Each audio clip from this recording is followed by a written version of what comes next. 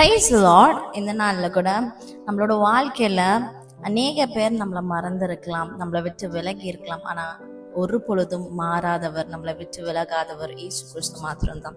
எதுக்கும் கவலைப்படாதீங்க, என்னோட சேர்ந்து பாடுங்க. என் வாழ்விலே நீர் பாராட்டின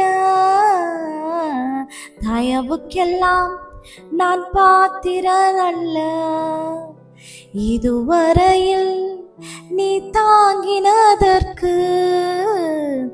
எவ்வளவும் நான் தகுதியும் இல்ல. மாறாமலே உடனிருந்தீர், விலகாமலே நடத்தி வந்தீர். மாறாமலே உடனிருந்தீர், விலகாமலே நடத்தி வந்தீர். ஆச்சரியமானவரே, என் வாழ்வின் அதிசயமானவரே. ஆச்சரியமானவரே, என் வாழ்வின் அதிசயமானவரே. என் வாழ்விலே நீர் பாராட்டின